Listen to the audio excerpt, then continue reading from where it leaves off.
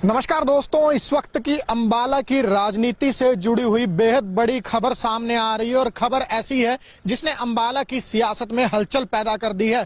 यूं तो अगर बात की जाए अंबाला के सियासी उठापटक की, वो पिछले 2-3 दिन से लगातार चल रही है। कोई किसी पार्टी में जा रहा है, कोई किसी पार्टी को छोड़ रहा है, लेकिन अब इस वक्त की जो बड़ी खबर आ रही है उसने कहीं ना कहीं सभी राजनीतिक दलों के साथ साथ अंबाला की जनता को इस खबर की तरफ जो है, अंबाला की जनता का ध्यान जो है वो आकर्षित कर दिया। खबर क्या है वो भी हम आपको बता दें कि हरियाणा जनचेतना पार्टी के अध्यक्ष पंडित विनोद शर्मा पर अब एफआईआर दर्ज हुई है। अंबाला के सेक्टर 9 पुलिस स्टेशन में पंडित विनोद शर्मा पर एफआईआर दर्ज की गई है और उसकी जांच जो है वो सीआईए 1 अंबाला शहर को सौंपी गई है और जांच जो है शुरू हो गई है। आपको बता दें कि ये मामला जो है वो कल एक प्रेस रिलीज किया गया था पंडित विनोद शर्मा के कार्यालय की तरफ से कि एक युवा संदीप सचदेवा नाम के शख्स ने भाजपा छोड़ हरियाणा जनचेतना पार्टी का दामन थामा है, जिसे कहीं ना कहीं कुछ जो वेब चैनल्स हैं उन्होंने जो बीजेपी के नेता एडवोकेट संदीप सचदेवा हैं उनकी तस्वीर के साथ पब्लिश किया था, जिसके बाद एडवोकेट संदीप सचदेवा ने आज दोपहर प्रेस वार्ता कर इस पूरे मामले का खंडन किया। उन्होंने कहा है कि मेरी कर्मभूमि जन्मभूमि बीजेपी है और मैं बीजेपी से ही ताल्लुक रखता हूं, मेरा बीजेपी में ही अभी जो है मैं बीजेपी में हूं, आने वाले वक्त में भी बीजेपी में रहूंगा और बीजेपी में उन्हें चुनावी जो है वो अहम जिम्मेदारी दी गई है और उसी के चलते उन्होंने एक शिकायत जो है वो अंबाला के एसपी के नाम, चुनाव आयोग के नाम सौंपी थी, जिसमें अब बड़ा एक्शन होता हुआ नजर आया है। आईटी एक्ट यानी कि इंफॉर्मेशन टेक्नोलॉजी एक्ट के तहत जो है वो पंडित विनोद शर्मा पर एफआईआर दर्ज की गई है। सेक्टर 9 थाना में ये एफआईआर दर्ज की गई है। तस्वीरों में आपको एफआईआर की कॉपी हम साथ साथ दिखा रहे हैं और सीआईए को इस पूरे मामले की जांच सौंपी गई है। हालांकि सीआईए के जो इंचार्ज है वो यहाँ पर नहीं है, लेकिन बड़ी खबर निकलकर सामने आ रही है कि पंडित विनोद शर्मा पर अब अंबाला में एफआईआर जो है वो दर्ज कर ली गई है। एडवोकेट संदीप सचदेवा बीजेपी के नेता हैं, उनकी शिकायत पर यह एफआईआर दर्ज की गई है। बीजेपी के नेता संदीप सचदेवा ने क्या कुछ इस मामले में शिकायत दी थी, क्या कुछ उन्होंने एलिगेशंस लगाए थे, उसके लिए चलेंगे पंडित एडवोकेट संदीप सचदेवा के पास और उनसे जानेंगे कि क्या यह पूरा मामला था और किस तरह से अब इसमें कार्रवाई हुई है। की गई है आईटी एक्ट 66D 67 और आईपीसी की धारा 505(1) के तहत एफआईआर दर्ज की गई है पंडित विनोद शर्मा के खिलाफ और कंप्लेंट जो है वो एडवोकेट संदीप सचदेवा ने दी थी। उन्होंने दिन में हमें बताया था कि किस तरह से उनकी छवि को धूमिल किया गया, किस तरह से उनके नाम का इस्तेमाल करके, उनकी राजनीतिक पहचान का इस्तेमाल करके उन्हें बदनाम करने की साजिश की गई है। सचदेवा जी, ये एफआईआर की कॉपी है, हम सबसे पहले आपको दिखा रहे हैं कि क्या कुछ आपने इसमें शिकायत की थी और किन धाराओं के तहत मामला बना है, कार्रवाई क्या बनती है इस पर?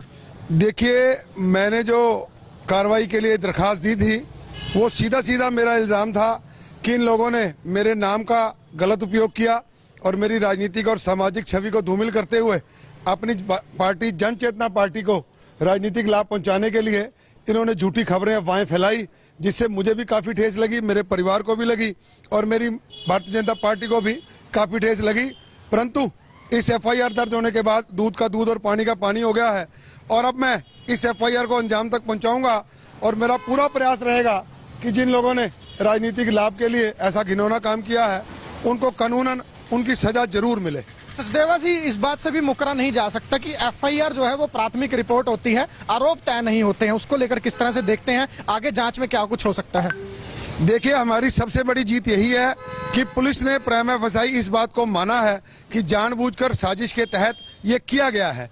अब आगे जो भी होगा हम उसको और एविडेंस देंगे और इसको अपने अंजाम तक पहुंचाएंगे और जिन लोगों ने भी ये किया है वो निश्चित तौर पर समय आने पर सलाखों के पीछे होंगे। सर, इसमें विनोद शर्मा, शक्ति रानी शर्मा और एक वेब न्यूज चैनल जो है उसका जिक्र किया गया है। आप जानना मैं ये चाहूंगा कि आपके नाम ही की तरह जिस तरह से कल एक संदीप सचदेवा ने जनचेतना ज्वाइन की थी, ये असली पंडित विनोद शर्मा है या ये भी कोई डमी हो सकता है? देखिए, मेरी जो दरखास्त है वो जनचेतना पार्टी के अध्यक्ष विनोद शर्मा जी, जो पूर्व में केंद्रीय मंत्री रहे, अंबाला से विधायक रहे और उनकी जो धर्मपत्नी चुनाव लड़ रही है शक्ति रानी शर्मा मेयर से, उनके खिलाफ है और उनके साथ जो लोग भी साजिश में शामिल हैं उन सब के खिलाफ है। जी सर, अब अगला कदम क्या होगा? पुलिस की जांच होगी, फिर क्या कुछ रहने वाला है इसमें? देखिए, पुलिस की जांच में हम पूरा सहयोग करेंगे, जो एविडेंस मेरे पास है वो मैं उपलब्ध कराऊंगा और मुझे पूरा यकीन है कि जो साक्ष्य मेरे पास हैं उनके आधार पर दोषियों को सजा जरूर मिलेगी। सचदेवा जी, एक बात जरूर उठेगी, वो उसके लिए आपको भी तैयार रहना होगा कि अब जनचेतना की तरफ से ये कहा गया जाएगा कि जो राजनीतिक दबाव है, पॉलिटिकल प्रेशर में एफआईआर दर्ज की गई है, क्या ऐसा माना जाए? बिल्कुल भी नहीं। उन्होंने जो काम किए हैं उसके लिए उनके खिलाफ एफआईआर दर्ज हुई है। अगर वो ऐसा काम ना करते तो इसमें राजनीतिक दबाव की कहाँ कार्रवाई रह गई। जो भी कार्रवाई हुई है वो कानून के अनुसार हुई है और कानून सबके लिए है। अगर कोई व्यक्ति गलत काम करता है तो केवल इसलिए नहीं बच सकता क्योंकि वो राजनीतिक व्यक्ति है, ऐसा कहीं कोई कानून में नहीं लिखा हुआ। तो ये इस वक्त की बड़ी खबर है कि पंडित विनोद शर्मा हरियाणा जनचेतना पार्टी के अध्यक्ष हैं और उनकी धर्मपत्नी शक्ति रानी शर्मा इस बार अंबाला में मेयर पद की प्रत्याशी हैं और वो चुनाव लड़ रही हैं। तो उन पर एफआईआर दर्ज कर ली गई है। किन धाराओं के तहत एफआईआर दर्ज की गई है वो भी हमने बताया और शिकायत क्या थी एडवोकेट संदीप सचदेवा की, उनसे हमने आपको सुनवाया। तो ये थे एडवोकेट संदीप सचदेवा जिन्होंने पंडित विनोद शर्मा के खिलाफ शिकायत दी थी और अब उस शिकायत पर विभिन्न धाराओं के तहत मुकदमा दर्ज कर लिया गया है। लेकिन ये पूरा मामला राजनीति से जुड़ा हुआ है, ऐसे में इस मामले का पंडित विनोद शर्मा को फायदा होगा या नुकसान, ये आने वाला वक्त बताएगा। लेकिन बड़ी खबर यही है कि इस समय पंडित विनोद शर्मा पर एफआईआर दर्ज कर ली गई है। और अगर फायदे नुकसान की बात करें तो अगर इस मामले को लोग बीजेपी की सियासत से जोड़कर देखते हैं, बीजेपी से लोग नाराज हैं, उस एंगल से जोड़कर देखते हैं तो पंडित विनोद शर्मा को सिंपैथी वोट भी जो है वो मिल सकते हैं। लेकिन अगर लोग दूसरी तरफ सोचें कि यहाँ इस तरह की शरारत पंडित विनोद शर्मा या उनकी टीम के द्वारा की गई तो कहीं ना कहीं उनका वोट बैंक जो है वो कट भी सकता है और ये वोटें बीजेपी की झोली में भी जा सकती हैं। लेकिन बड़ी अपडेट इस मामले में एक और सामने आ रही है कि अब पंडित विनोद शर्मा के स्टाफ की तरफ से, उनके कार्यालय की तरफ से एक प्रेस नोट जारी किया गया है जिसमें पूरी तरह से इन आरोपों का खंडन किया गया। उन्होंने अपने प्रेस नोट में कहा है कि जिस संदीप सचदेवा की उन्होंने कल बात की थी उसकी तस्वीरें